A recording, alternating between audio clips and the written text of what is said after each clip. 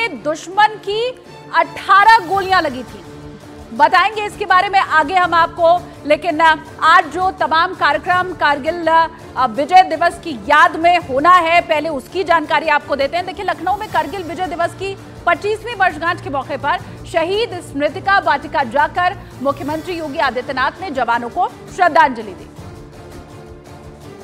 ये तस्वीर उसी के आपको हम दिखा रहे हैं। आज से 25 साल पहले कारगिल की ऊंची चोटियों पर हमारे जो वीर सपूत थे, उन्होंने पाकिस्तानी घुसपैठियों को खदेड़ दिया था। आज ही के दिन हमें जीत हासिल हुई थी और तब से आज तक लगातार 26 जुलाई को हम कारगिल विजय दिवस के रूप में मनाते हैं। योगी आदित्यनाथ किस तरह से आज लखनऊ में कारगिल विजय दिवस के मौके पर शहीद स्मृतिका पहुंचे, शहीद स्मृतिका वाटिका पहुंचे और यहां पर जाकर उन्होंने जवानों को श्रद्धांजलि दी।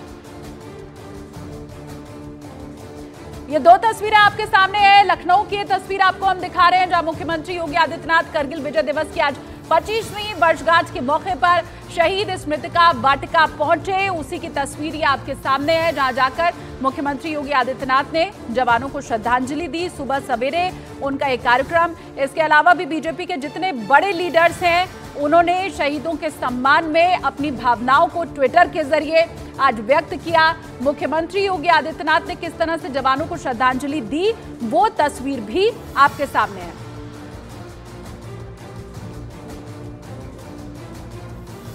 तो तस्वीरें आपको लखनऊ से हम दिखा रहे हैं। कारगिल विजय दिवस के मौके पर आज योगी आदित्यनाथ जवानों को श्रद्धांजलि देने के लिए पहुंचे।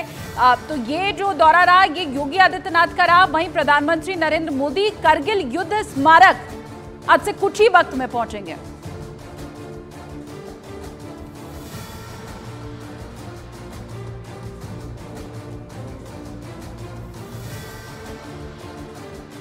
तो कारगिल युद्ध में कोई ऐसा भी था जिसे दुश्मन की 18 गोलियां लगी थी, बावजूद इसके उसका हौसला नहीं टूटा। परमवीर चक्र विजेता योगेंद्र सिंह की जुबानी आपको सुनाते हैं कारगिल युद्ध में दुश्मन के घुटने टेक देने वाली दास्तान। आज वाकई में ऐतिहासिक दिन है। 25 साल के बाद आज फिर से हम लोग उसी जगह पे उस मसले को चर्चा कर रहे हैं जिसको लेकर एक कहा जा सकता है भारतीय जवानों की वीरता, शौर्य का पराक्रम आप लोगों ने यहाँ दिखाया था। बिल्कुल, ये हमारे सेना के लिए, देश के लिए बड़े फक्र की बात है, गर्व की बात है कि 25 साल पहले इन्हीं पहाड़ियों के ऊपर हिंदुस्तान के सैनिकों ने अपने लहू की बूंदों से हिंदुस्तान की जीत का वो स्वर्णिम अध्याय लिखा था, जोड़ दिया था। और यही वो पहाड़ियाँ हैं। इतनी आप देख सकते हैं कि कितनी दुर्गम पहाड़ियाँ हैं, यहाँ चढ़ना बड़ा मुश्किल था, ऑक्सीजन नहीं थी। लेकिन हिंदुस्तान के सैनिक कंधे से कंधा और कदम से कदम मिला करके इन पहाड़ियों पर चढ़े, लड़े और एक जीत को सुनिश्चित किया, भारत को एक गौरवान्वित महसूस कराने का अवसर प्रदान किया। सर, मैं कुछ पर्सनल वो किस्से सुनना चाहता हूँ जो आपके साथ में है, जिसके चलते आपको परमवीर पदक से भी नवाजा गया। आप और आपके साथी किस तरह से उस युद्ध को लड़ रहे थे, आपको भी गोलियां लगी थी, उसके बारे में जानना चाहता हूँ। बिल्कुल, ये जो आप पीछे देख रहे हैं टाइगर हिल, जो 17,000 फीट ऊंची पहाड़ी, इस पहाड़ी पर हम 2 रात और 1 दिन में चढ़ पाए थे। और तीसरी रात का तो वो मंजर ऐसा था कि जिसको आज भी जब याद करता हूँ तो आंखों से आंसू आते हैं, या साथियों की याद आती है। 2 रात 1 दिन साथ साथ चलने के बाद तीसरी रात सिर्फ हम 7 जवान ऊपर चढ़ पाए थे। 5 घंटे का भीषण युद्ध हुआ और अपने एक एक साथी को अपने आंखों के सामने शहीद होते हुए देखा। और कारगिल में भारतीय सेना का हर एक शेर अपनी मिट्टी की हिफाजत में बंदूकें थाने था और इसी में एक थे संजय कुमार, जो खून से लथपथ थे, लेकिन पाकिस्तानियों को मार भगाने के लिए पूरे जोश और हिम्मत के साथ वो आगे बढ़ रहे थे और पाकिस्तानियों को उन्हीं के हथियार से मात दी थी। इस पूरी कहानी को परमवीर चक्र से सम्मानित संजय कुमार की जुबानी आप खुद सुनिए। वो वीरता और शौर्य की जो कहानी है, जिसके लिए आपको परमवीर चक्र से नवाजा गया, देश का सबसे कहा जाता है कि जवानों के लिए सबसे वो पदक है, क्या क्या कहानियाँ थी जिसके लिए आप और आपकी टीम को बाकायदा सराहा गया? आपकी वो खास कहानियाँ जो है उसमें कहानी में जो मैंने आपको अभी तक जो ना बताया मैंने, बस वही एक ऐसी चीज़ें हैं कि टीम लीडरशिप, क्वालिटी। हाँ, और उसमें बस जो लास्ट में जो 475 मस्कत अली का जब ऑपरेशन हो रहा था, तो उसमें जो 475 को कैप्चर करने के लिए जो मेरी टीम निकली थी, तो ऐसे दिन का टाइम था उस दिन। एक्चुअली रात को गए थे, रात को कर नहीं पाए और फिर दिन को हमने ऑपरेशन किया। कितने लोग थे? वैसे तो हम पूरी कंपनी बटालियन थी, बटालियन में कंपनी आगे गई थी और कंपनी के में से भी हम सिर्फ 11 लोग गए थे, जैसे 10 वर्क गए थे आगे। तो उस ऑपरेशन में, लेकिन 10:30 बजे ऑपरेशन डे के टाइम पे गया, सबसे बड़ी बात वो थी। तो आप आइडिया लगा सकते हैं कि जो ऊपर बैठा हुआ पूरा हर चीज़ दिख रही है उसको कि कौन कहाँ क्या है। निशाना लगाना आसान होता है, आराम से निशाना लेके फायर कर सकता है, अपनी पोस्ट की निगरानी कर सकता है। लेकिन रात के टाइम पे हमारे लिए भी काफ़ी मुश्किल होता था उनकी जगह पहचानना कि वो है कहाँ पे एक्चुअली, एग्जैक्ट लोकेशन है कहाँ। लेकिन दोनों साइड से देखे तो उनके लिए भी बेनिफिट था और हमारे लिए भी कुछ एक बेनिफिट थे और कुछ इनके नुकसान थे। तो हमने अपना जो ट्रेनिंग था उसका इस्तेमाल करके वहाँ तक पहुँचे। और जो उनकी मेन एक्चुअली जिस अवार्ड के लिए मुझे नवाजा गया था, तो उनके जो फर्स्ट बंकर में 2 यूमजी गनें थी, जो मशीन गनें थी, जो 17 जाट के ऊपर एक कर फायर कर रही है, तो एक हमारे ऊपर कर रही है। उसकी वजह से हमारा काफ़ी नुकसान हुआ। तो उसको हटाने बहुत मुश्किल था, तो उसको हटाने में वो मुझे वो मौका मिला और मेरे साथियों को मौका मिला था और उसी की वजह से ये अवार्ड मिला था।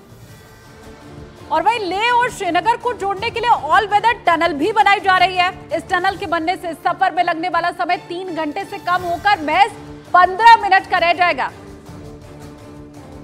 रोड कनेक्टिविटी की बात करें, जोजिला पास से जो रास्ता आता है वो सर्दियों में कट जाता है, लिहाजा अब जोजिला को जो बाईपास करते हुए, जोजिला पास को बाईपास करते हुए टनल बनाई जा रही है, जो कि ऑल वेदर टनल है। वो लगातार 24 घंटे इस रूट को, यानी कि श्रीनगर से लेह तक जाने वाले रूट को कंटिन्यू रखेगी। साथ ही 2 रूट और भी है, NPD रूट नीमू पदम धारचा, वो भी एक रोड जो है एक्सेस वो भी तैयार हो रहा है। साथ ही एक और जो अटल टनल वाला एक्सेस है वो भी तैयार हो रहा है। तो रोड भी बेहतर की जा रही है ताकि कम समय में मोबिलाइजेशन तेज़ी से हो सके। और यही वजह है कि जिस तरीके की सीख भारतीय सेना को मिली, या कह सकते हैं कि हर जंग से कोई ना कोई सीखता ज़रूर है, उसी तरीके की सीख भारतीय सेना को 25 साल पहले कारगिल के युद्ध में मिली और उसके बाद उस चीज़ को और बेहतर तरीके से तैयार करते हुए अपने आप को इतना मजबूत कर लिया है कि इसी तरीके की हिमाकत जो है वो चाइना की तरफ से की गई, वो भी ईस्टर्न लद्दाख में। तो भारतीय सेना चूँकि पहले से तैयार थी,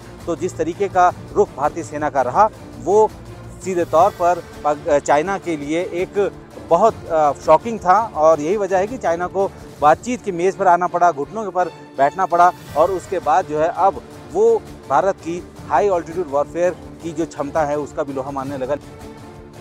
वहीं प्रधानमंत्री नरेंद्र मोदी लेह लद्दाख को जोड़ने वाली नीमू पदम धारचा रूट पर बनने वाली शंकुला टनल का वर्चुअली उद्घाटन भी करेंगे। यह टनल 15,000 फीट की ऊंचाई पर बनने वाली दुनिया की पहली टनल होगी।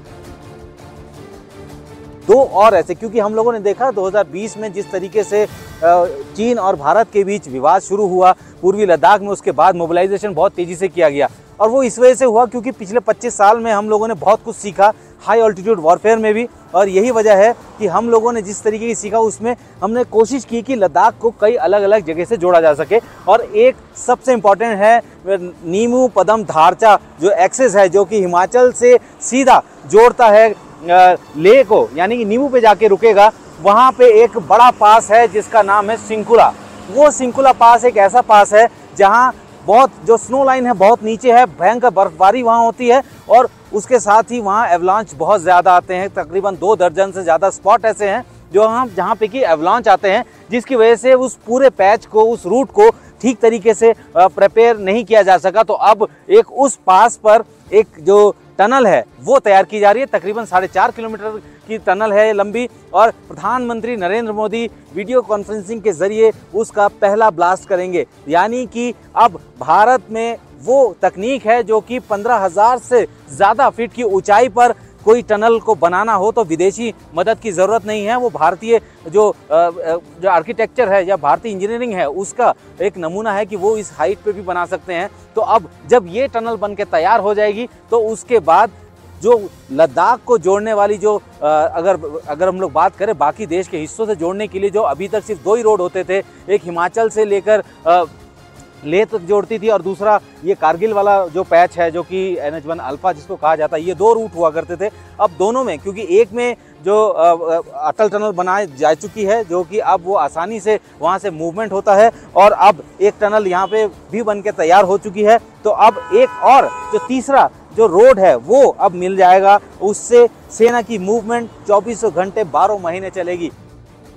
और वहीं करगिल युद्ध में वीर चक्र हासिल करने वाले नायब सूबेदार की पोस्ट पर रहे मेहर सिंह ने जब 6 पाकिस्तानी मारे तो कैप्टन बत्रा बोले ये दिल मांगे मोर।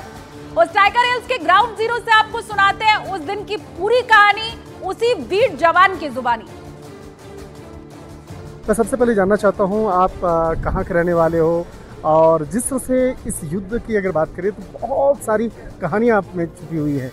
कैसे गांव से निकल के आप बाहर आए और उसके बाद भारतीय सेना में आए, उसके बाद जिस तरह से इस युद्ध की को आपने देखा होगा, आज भी 25 साल के बाद उसको याद करते होंगे, निश्चित तौर पे आपके रोंगटे जो है वो खड़े हो जाते होंगे। इसको आप अपने शब्दों में बताइए। रहने वाला मैं डिस्ट्रिक्ट मंडी हिमाचल प्रदेश से हूँ, गलूलोट मेरा गांव है, और बाकी जो है मैं 13 जैक से बिलोंग करता हूँ। मेरी पलटन कोच है जो 99 CIT सिटी सोपर से यहाँ पे ऑपरेशन में जब भाग लेने का सौभाग्य प्राप्त हुआ, तो उस दौरान मेरे को ये 0.540 पे, कौन सा 0.540 जो कि अभी गन हिल के नाम से जाना जाता है, इस पर कब्जा करने का टास्क दिया गया था। तो यहाँ पे मैं बत्रा साहब के साथ था और यहाँ पर हमने बिल्कुल सेफ ऑपरेशन किया था, इसको अपने कब्जे में लिया था। तो यहाँ पर बत्रा साहब ने सक्सेस सिग्नल दिया था कमान अधिकारी लेफ्टिनेंट कर्नल बाइकी जोशी साहब को, ये दिल मांगे मोर। अच्छा, ये दिल मांगे मोर वाली जो बात है ये इस लोकेशन बिल्कुल 0.540 से, ठीक है। तो इस सफलता को देखते हुए हमें तुरंत दूसरा टास्क दिया गया 0.4875 जो कि मास्को वैली में है। ओके। हाँ, तो यहाँ पे साहब की शहादत हुई थी इस 7 जुलाई को।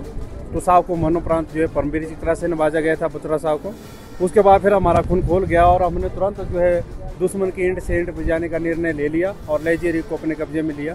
तो यहाँ पे बिल्कुल हमने एक ऑफिसर, ये 14 जवानों को उनके मार गिराया था और भारी मात्रा में हथियार सामान भी दिया। जो आपके जय घोष हैं, जी साहब, जय घोष को किनारे को जिस तरह से आप बोल करके जो आप लोग आगे बढ़े, तो उस वक्त की जो बातें हैं मैं उसको समझना चाहता हूँ कि उस वक्त में आपके साथी जितने थे किस तरह से उनके अंदर में ऊर्जा का संचार हो रहा था, किस तरह से था कि आज आर या पार। बिल्कुल, तो वो उसको मैं सुनना चाहता हूँ। बिल्कुल, उस टाइम हम दुर्गे माता का नारा पुकारते हैं और जैसे हम दुर्गे माता का नारा पुकारते हैं तो हमारे में कुदरती जो है एनर्जी आ जाती है। हरदोई में करगिल विजय दिवस की पूर्व संध्या पर दीपोत्सव कार्यक्रम का आयोजन किया गया। इसमें पूर्व सैनिकों को सम्मानित किया गया और एक पेड़ मां के नाम पर पौधा भी लगाया गया। तस्वीरें आपको हम दिखा रहे हैं हरदोई, जहां पर करगिल विजय दिवस की पूर्व संध्या पर दीपोत्सव कार्यक्रम रखा गया। दीप प्रज्वलित होते हुए यहाँ पर आप देख सकते हैं। पूर्व सैनिकों को यहाँ पर सम्मानित भी किया गया। इसके अलावा एक पेड़ मां के नाम यहाँ पौधा भी लगाया गया। बड़ी संख्या में यहाँ जो इलाके के लोग थे वो एकत्रित हुए। वीर जवानों को यहाँ पर याद किया गया और जो सैनिक थे उन्हें सम्मानित भी किया गया।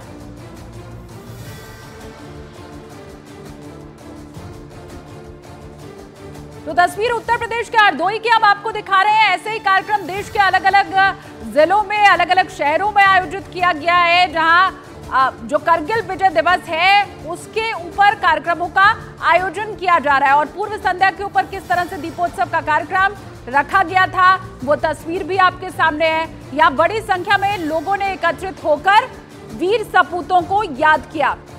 न्यूज़ 18 इंडिया के संदीप बोल इस वक्त करगिल द्रास में ही मौजूद है। हम वहां सीधा रुख करते हैं। अभी संदीप, क्या चल रहा है? क्या प्रधानमंत्री पहुंच चुके हैं?